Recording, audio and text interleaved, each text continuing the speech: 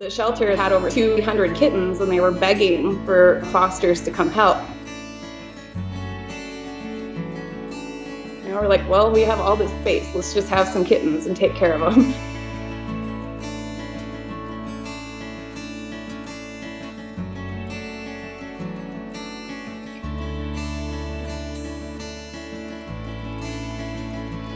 We were like, we have the mama. She'll basically feed them. We don't have to do much work. That's not how it happened. Mama wasn't producing milk when we got her. She wasn't actually the mother. She was pregnant though. After we brought her home, I check on her, and underneath the sleeping bag, there are 2 brand new kittens. She had given birth to them. It was a complete shock.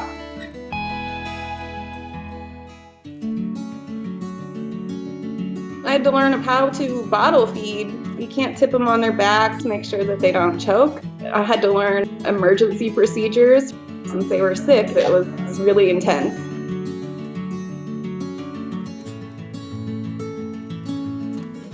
It was just claws everywhere. So we started calling her Edward Scissor Paws, and so it just kind of stuck. My boyfriend, they were drawn to each other. Most of the kittens would come to me because I did most of the care, but Ed would always ignore me to go to him. He's got really attached.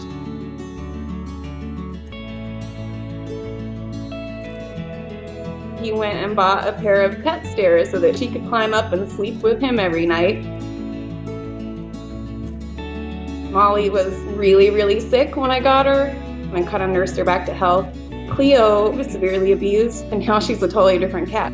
They followed him around everywhere. Lumi and Nuna, I would snuggle and play with them all the time. And they were good, like, surrogate mommies.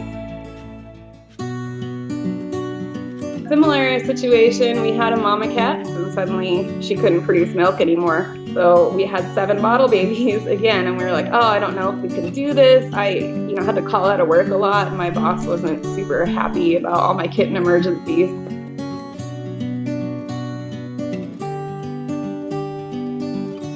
I just liked helping kittens more. I just had such a passion for it. I didn't really pick it. I had to devote myself to it full time because I don't think anything else would make me as happy.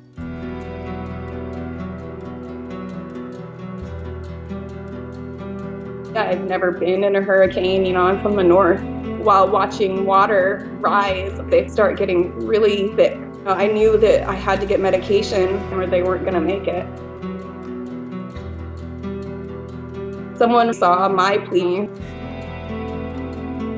drove to the shelter, then an hour to where I live, so I was able to treat them. But the whole time, I was terrified that they were going to die, but it worked. Dante couldn't even swallow his medication. He has a really narrow esophagus. It was months of not knowing if he was going to make it, not knowing what was going on. And when he started bouncing back, I loved him so much. And I knew that there wasn't another person in the world who would love him or care for his special needs as much as we would. So we decided to keep him. Sorry. They're best buddies. So Dante, because of all of his issues, we had to keep him separated. He didn't really know how to be a cat. Now, he and Mr. Dancy are so close that when he sees him do something, he picks it up immediately. He just teaches them how to be a cat, I think.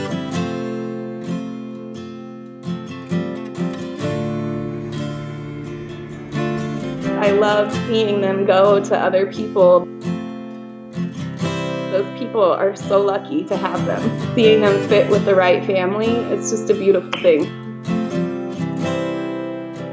Fostering saves a lot of animal lives, but the thing that they don't tell you, it saves the best part of who we are as people. It really opened up my heart in a way that it affects my whole life. I always hope that people, if they've been on the fence about doing it, that they will just go ahead and try. I have a purpose and I'm doing something that matters. It may not matter to everyone at large, but it matters to every single life that comes through my house.